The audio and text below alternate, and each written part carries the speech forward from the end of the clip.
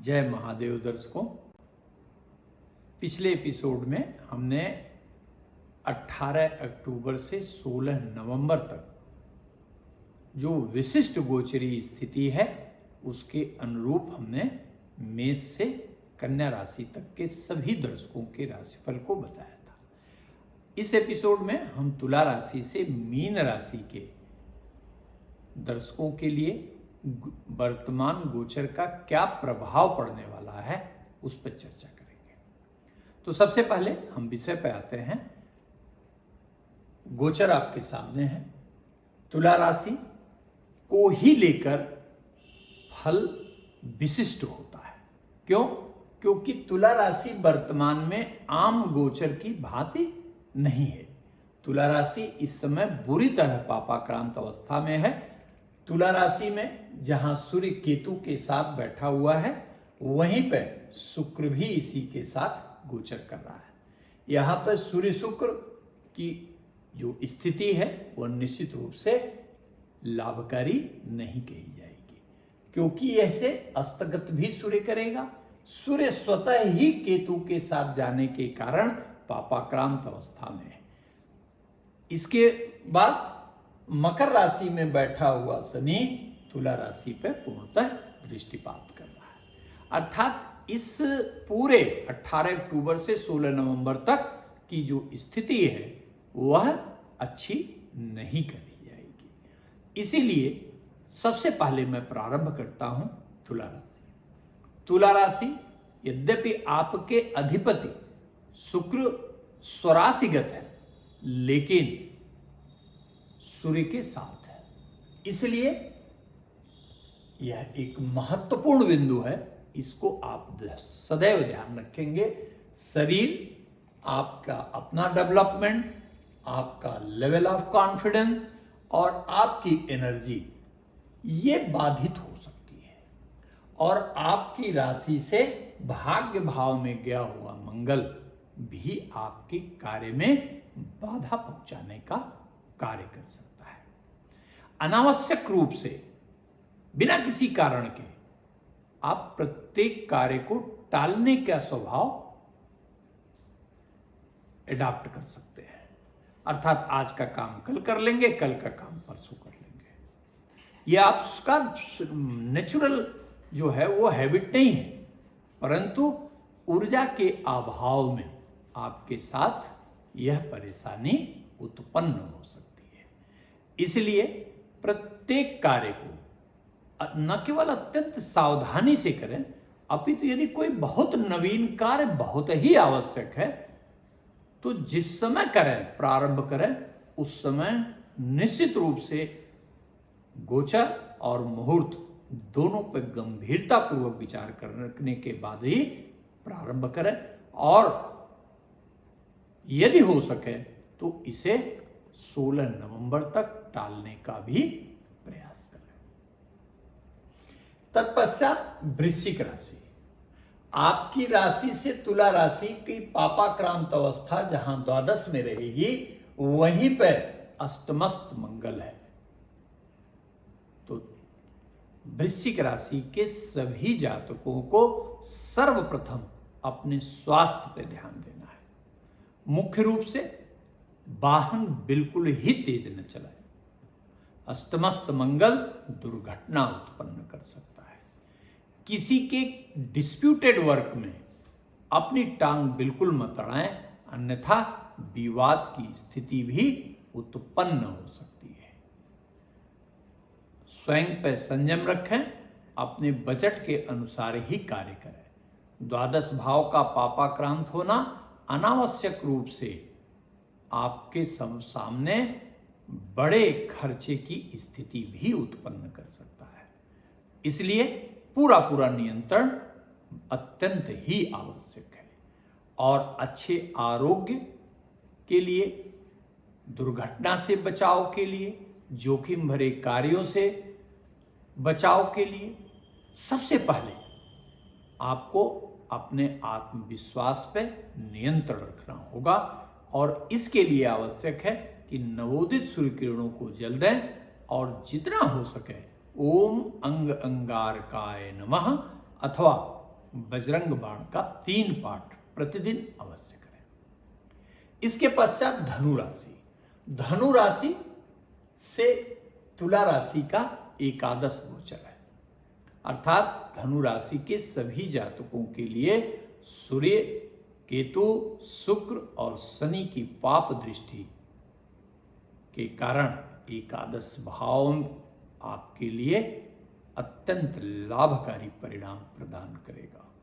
अर्थात तुला राशि, धनु राशि के सभी जातकों के लिए आर्थिक मामले में, कार्य के विषय में निश्चित रूप से प्रगति प्रदान करने वाला सिद्ध होगा। यदि कुछ ध्यान रखना है आपको तो 2 बातों का विशेष रूप से आपको ध्यान रखना है। पहला कि आपको अपने दाम्पत्य जीवन, प्रेममय जीवन को अत्यंत ही संतुलन से चलाना होगा, अन्यथा विवाद की स्थिति उत्पन्न हो सकती है। और पार्टनरशिप में अगर कहीं कार्य करते हैं तो भले ही आपको दिखाई देता हो कि आपका पार्टनर गलत कर रहा है, आपके साथ गलती हो रही है, स्वयं पर नियंत्रण रखें। इस समय बिल्कुल ही आपके लिए विवाद करना उचित नहीं कहा जाएगा। तत्पश्चात मकर राशि। मकर राशि से अगर आप गिनेंगे तो 7, 8, 9, 10 दशम भाव। दशम भाव में पाप ग्रहों की युति यद्यपि मिश्रित फल प्रदान करने वाली कही जाएगी। वहीं मकर राशि से मिथुन राशि में मंगल 6ठे भाव में गोचर करेगा। मिश्रित मैंने क्यों कहा, यह बहुत ध्यान देने की आवश्यकता है। यद्यपि मकर राशि से 6ठे भाव में गोचर कर रहा मंगल आपके लिए अत्यंत कल्याणकारी परिणाम प्रदान करने वाला होगा। उलझे हुए कार्य आपके सुलझेंगे। यदि कोई ऐसा मामला है जो अदालत में हो या कहीं कंप्रोमाइज के लिए जो है वो पेंडिंग हो, तो उसे आप निश्चित रूप से आप उसमें सफलता प्राप्त करेंगे, इसमें कोई संशय नहीं। शत्रु पक्ष भी निर्बल होगा। यदि पूर्व में आप बीमार रहे हैं तो आरोग्यता का भी सुंदर लक्षण उत्पन्न होता है, इसमें कोई संशय नहीं है। लेकिन अचानक कार्य में उत्थान और पतन, ये दोनों की ही स्थितियां आपके साथ आ सकती हैं। जैसे आपको इच्छित नौकरी तो मिली,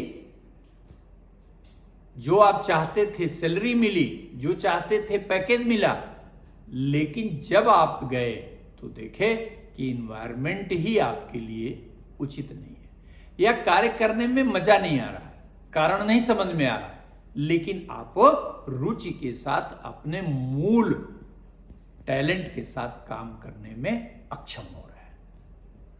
तो इसलिए भावनात्मक नियंत्रण आपके लिए अत्यंत आवश्यक कहा जाएगा।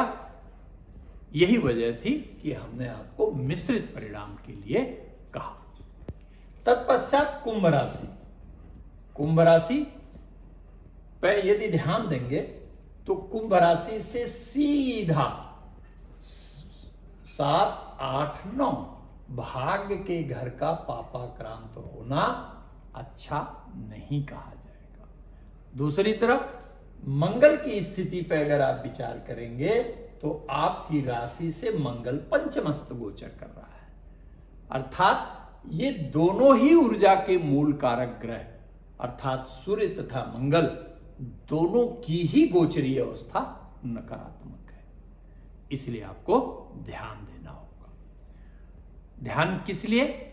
आपके जो यूजुअल काम है उसके लिए पंक्चुअल बनना पड़ेगा, आपको डिसिप्लिन के साथ कार्य करना होगा, अन्यथा हानि हो सकती है, यह ध्यान रखिएगा। दूसरा, आप अपने स्वभाव के विपरीत आचरण भी कर सकते हैं।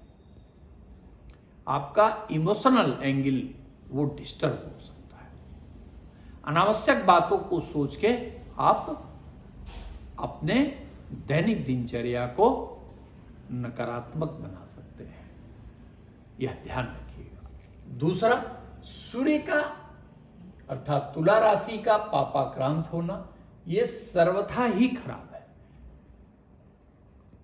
धर्म में रुचि का कम होना, जो कार्य की अपेक्षा आपसे नहीं की जाती ऐसे प्रकार के कार्यों को करने में रुचि का उत्पन्न होना, कुसंगत का उत्पन्न होना, विद्यार्थी हैं तो कंसंट्रेशन का भंग होना, ये संभव है। इसलिए इस स्थिति पर अर्थात 18 अक्टूबर से 16 नवंबर तक आपको ध्यान देना हो। यद्यपि 27 अक्टूबर को जैसे ही बुध तुला राशि में जाएगा थोड़ा लाभ की स्थिति जरूर बनेगी, लेकिन ओवरऑल आपको पूरे प्रिकॉशन के साथ यह समय गुजारना होगा। तत्पश्चात मीन राशि, आपकी राशि से यदि देखा जाए तो मीन राशि के सभी जातकों के राशि से अष्टमस्थ तुला राशि का पापाक्रांत होना बहुत अच्छा नहीं कहा जाएगा। दूसरा, आपकी राशि से 1, 2, 3, 4 मंगल का चतुर्थ पाया जाना बिल्कुल ही ठीक नहीं कहा जाएगा। तात्पर्य क्या है कि जहां आपका इनर हैप्पीनेस बाधित हो सकता है, जिस कार्य का पूर्व में आपको प्रशंसा मिलता था वही कार्य आपके लिए कठिनाई उत्पन्न कर सकता है और आप यह समझने में असमर्थ रहेंगे कि ऐसा हो क्यों रहा है। प्रत्येक कार्य जो करेंगे उसमें संघर्ष की स्थिति का उत्पन्न होना यह भी अवश्यंभावी है। यद्यपि 27 अक्टूबर के बाद अष्टमस्थ बुध आपकी प्रसिद्धि को बढ़ाने वाला कहा जाएगा, लेकिन ध्यान देना है आपको, यह बिल्कुल स्पष्ट है कि चतुर्थस्थ मंगल का गोचर आपके लिए कल्याणकारी नहीं है। न केवल स्वास्थ्य पे ध्यान देंगे, छोटी मोटी बातों को बहुत गंभीर नहीं बनाएंगे, मन में अनावश्यक विचार नहीं लाएंगे, किसी के प्रति दुर्भाव पैदा नहीं करेंगे, विशेष रूप से मातृपक्ष से भी थोड़ा कष्ट प्राप्त होने की गुंजाइश बनती है। भूमि का कार्य, भूमि खरीदना है, वाहन खरीदना है, फ्लैट खरीदना है, नया मकान खरीदना है, तो इसको अवॉइड करने की कोशिश करें और 16 नवंबर के बाद ही आप बढ़ें। यह राशिफल निश्चित रूप से आपके लिए पथ प्रदर्शक होगा, ऐसा मेरा पूरा विश्वास है। आप कमेंट बॉक्स में जरूर लिखिएगा, चैनल को सब्सक्राइब करिएगा और कितना यह आपके लिए लाभकारी सिद्ध हुआ ये जरूर बताइए। धन्यवाद।